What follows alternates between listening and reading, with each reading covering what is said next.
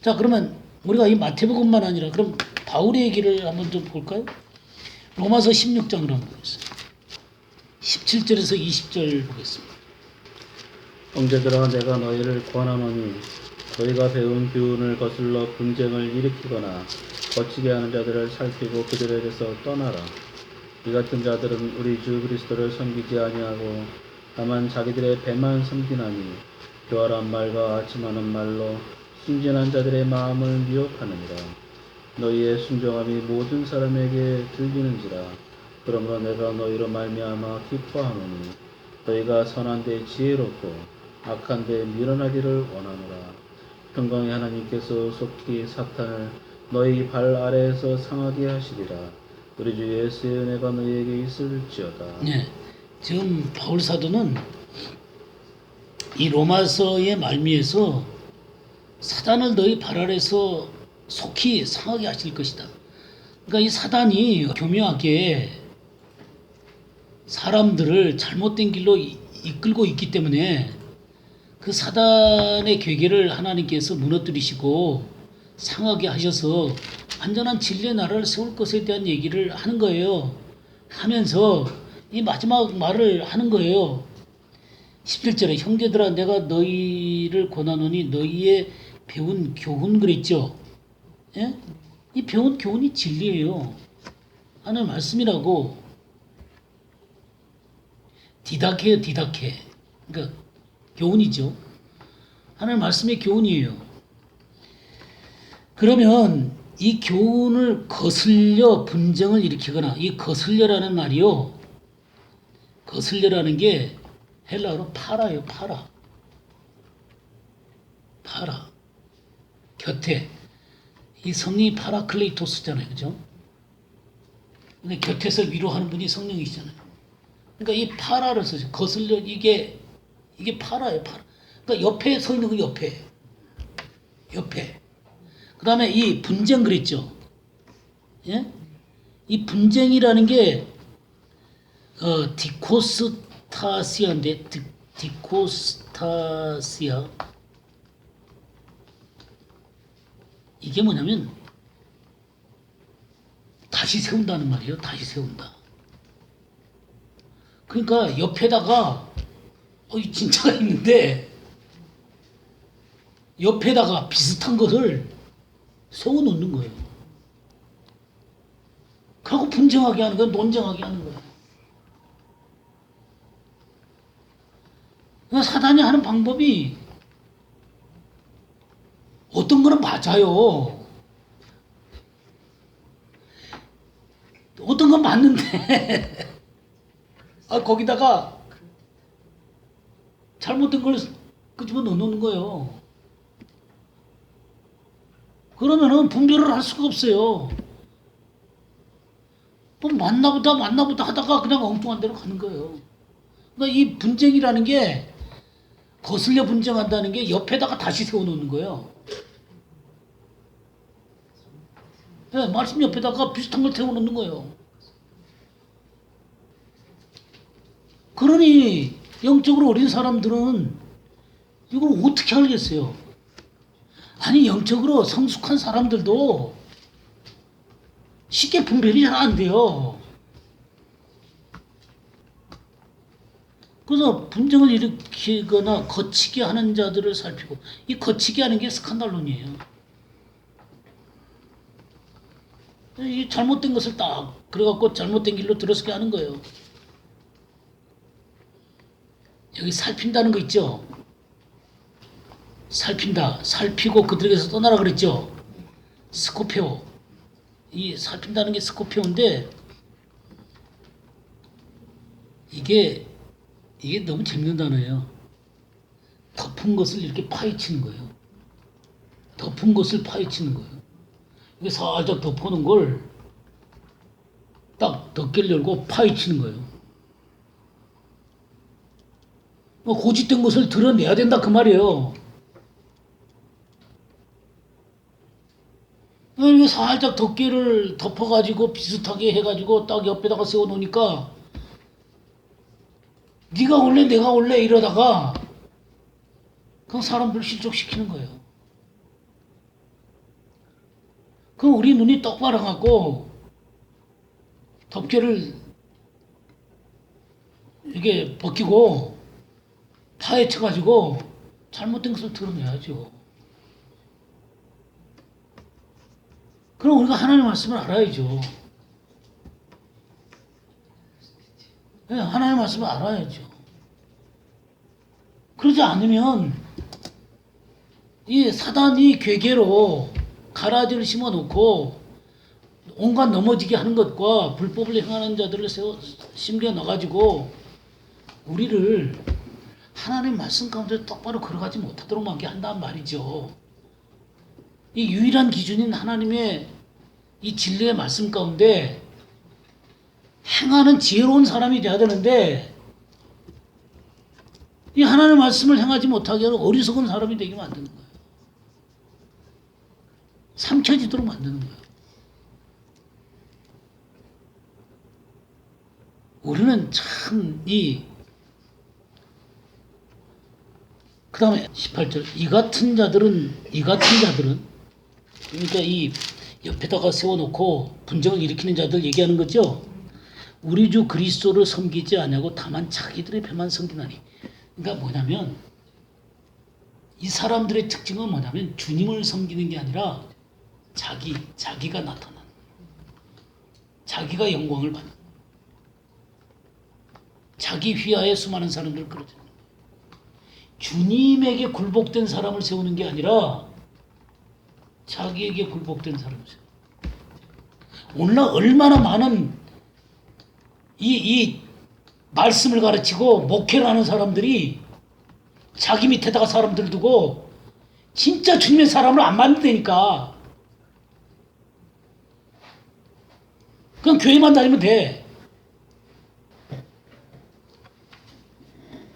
중요한 건 교회를 다니는 게 아니라 하나님의 사람이 돼야 되는 게 진리의 말씀 가운데 서서 지혜로운 사람으로서 반석에 지은 집을 짓는 사람이 돼야 되는 거라고. 좁은 길을 걸어가는 사람이 되도록 만들어야 되는 거라고요. 그런 식으로 하면요. 여기 뭐라 그랬어요? 자기 배만 섬긴다 그랬죠. 자기들의 배만. 그러니까 자기의 영광과 자기의 이름만 나는 거예요. 자기의 이 사이즈가 커지는 거예요.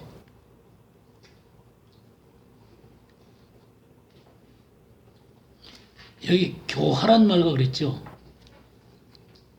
예? 교활. 교활은 게 크레스톨로기아. 크레스톨로기아. 이 크레스톨로기아는 무슨 말이냐면요. 말재주, 유창한 말이에요. 유창한 말은 유창한 말. 설교 멋들어지게 하는 거예요. 그 다음에 아첨하는 말 그랬죠. 율로기아. 칭찬, 축복. 부추겨 주는 거. 축복스러운 말 해줘. 그러니까 축복 설교. 유창한 설교. 근데 진짜 주님 앞에 굴복되지 않는 설교. 여기 순진한 자들의 마음을 미혹한다 그랬죠? 예? 미혹. 이게 이 미혹이라는 게 속이는 거예요, 속이는 거. 가만히 다가가서 속이는 거. 이러면, 이렇게 되면 사람들이 온전하게 하나님 말씀 가운데 서는데 온전하게 서는 사람을 19절에 뭐라 그랬어요? 너희의 순종함이 모든 사람에게 들리는지라 그랬죠? 네, 이거예요. 순종함이 모든 사람에게 들리는지라. 하나님 말씀을 경청하는 거예요. 경청하는. 이 휘파쿠스라는 게요. 이 휘파쿠스라는 게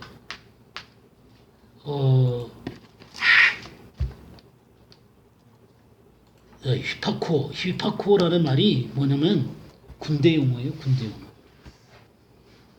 상관 말에 그냥 yes sir 하면 어떻게 되는 거예요? 지켜지는 거예요. 이게 사실은 너무 어려워요. 하나님 말씀을 지키게 한다는 게 사실은 상당히 어렵습니다. 왜냐하면 여기 늘 긴장관계가 있거든요.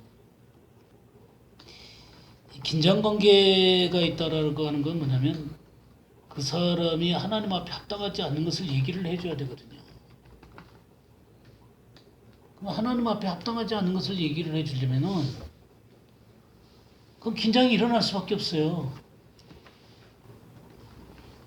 그리고 또 하나 더욱 중요한 건 뭐냐면 자신이 하나님의 말씀 앞에 서 있지 않으면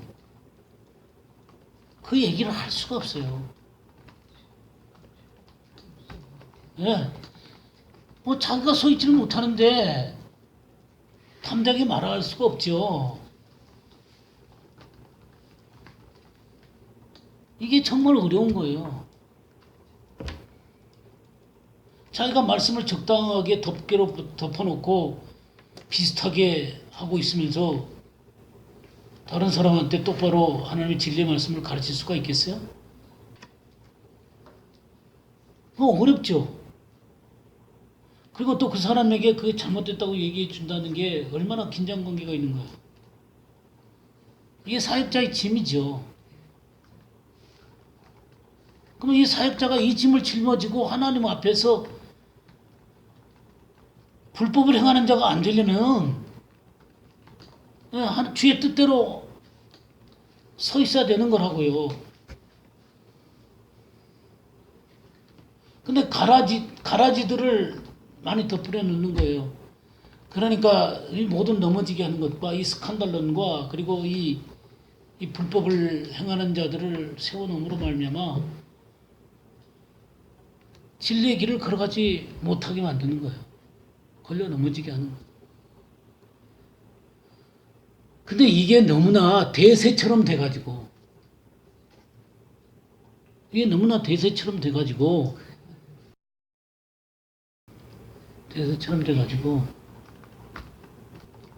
하나님의 말씀을 똑바로 전하려고 그러면 은혜가 없다고 얘기하죠. 어떻게 하나님의 사랑이신데 그리고 하나님의 공의가 안 쓰는 거예요. 하나님의 말씀이 안 쓰는 것이죠.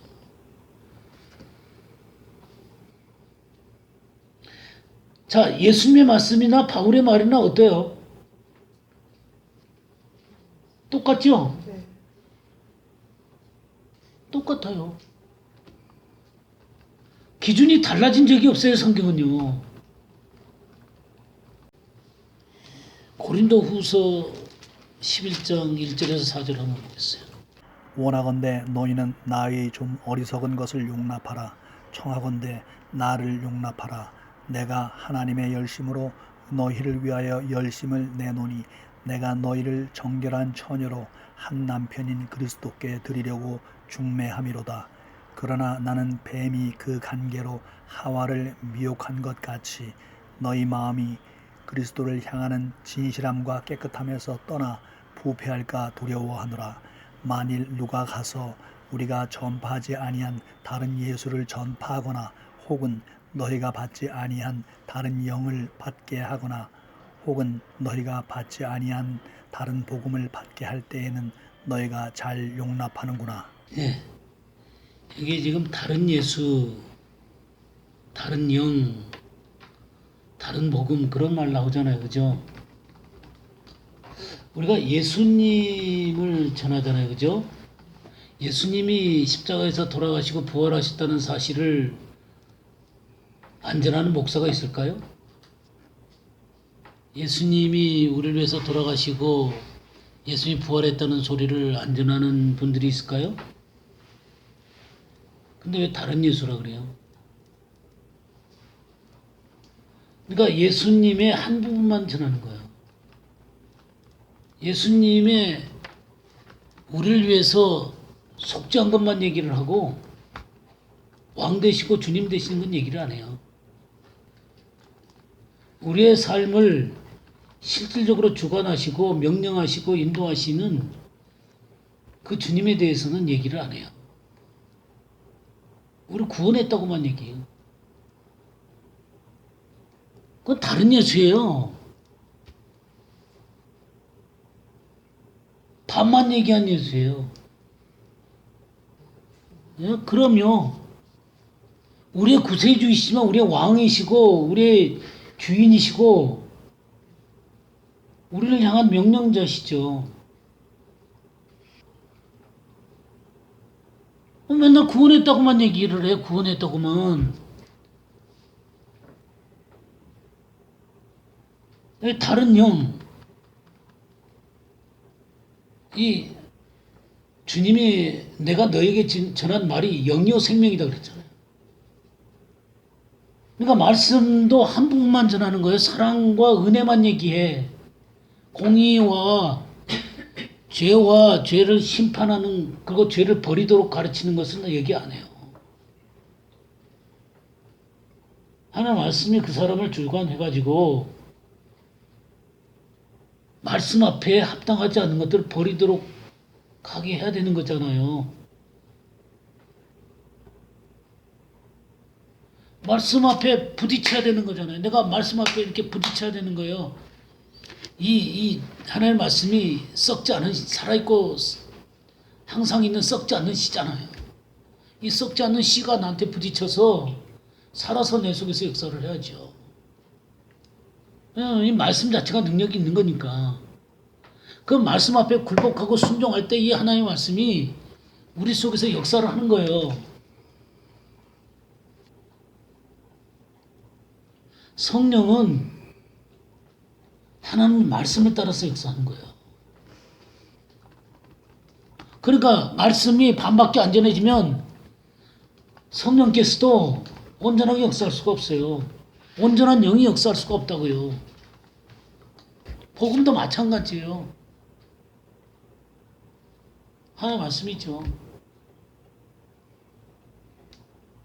그러니까 이 하나님의 말씀 자체가 하나님께서 우리를 받아들이시죠. 하나님께서 이 복음을 통해서 우리를 받아들이시죠. 예수 그리스도의 십자가의 복음을 통해서 우리를 받아들이지만 이 복음은 받아들일 뿐만 아니라 하나님 앞에 합당하지 않은 것을 끊어내는 거예요. 받아들여서 의를 얻게 하시고 하나님 백성이 되게 할 뿐만 아니라 합당하지 않은 것을 끊어내는 거예요. 죽이는 거예요. 하고 다시 살리는 거예요. 그게 복음이죠. 그래야 내 속에 새 생명이 역사하고 새로운 성품이 형성되고 새 사람으로서의 삶이 나타나게 되겠죠. 하나님이 날 받아줬다는 얘기만 해.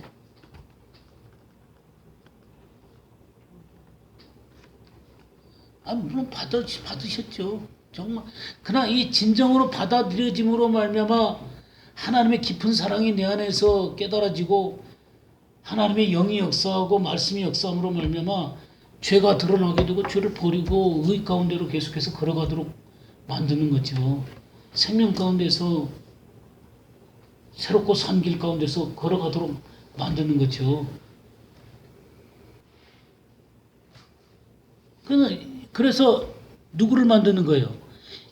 정결한 처녀로 한 남편인 그리스도께 드리려고 중매한다고 그랬어요. 그러니까 부패되지 않은 그리스도의 신부로 세우는 거예요. 이 말씀을 오늘날 사람들한테 적용을 시키면 어떻게 되겠어요?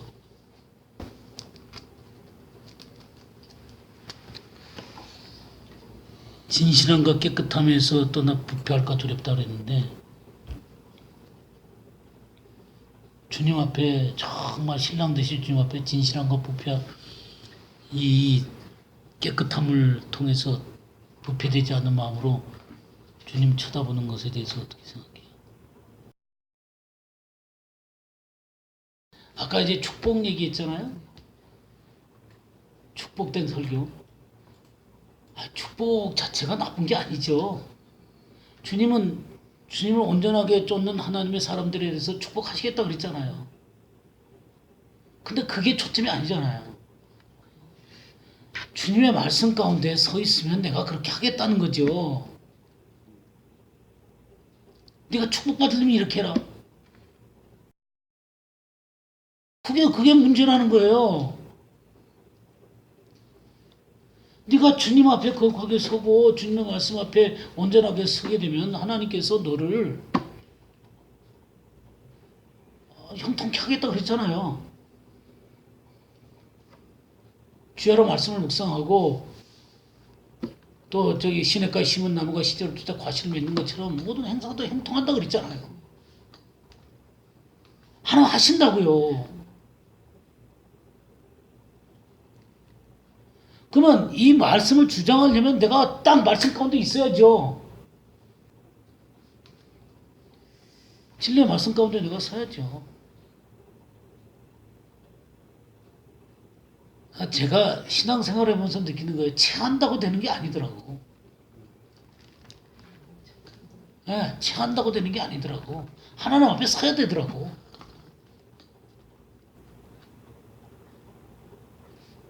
그리고 하나님이요, 사랑이 많으신 분이지만 호구 할아버지는 아니세요. 그냥 손자들 얼러주면 그냥 받아주는 할아버지는 아니더라고요. 그냥 하나님 사랑이 하나님이시니까 끝까지 나를 추적하더라고. 끝까지. 그래서 내가 완전하게 손을 들 때까지 날 추적하더라고. 제가 참 결국 하나님 앞에 완벽하게 무너질 때까지 날 추적하는데 시간이 꽤 시간이 꽤 걸렸어요. 아주 찔려갖고. 디모데후서 2장 15절 한번 볼까요?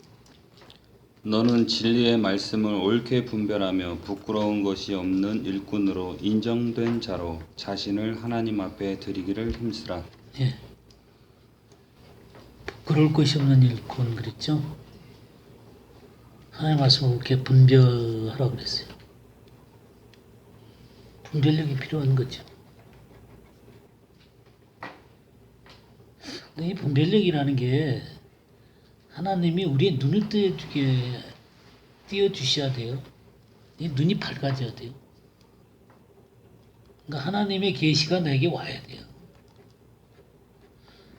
이 하나님의 말씀을 공부를 하고 또 깊이 연구를 하다 보면 자꾸 눈이 뜨여요.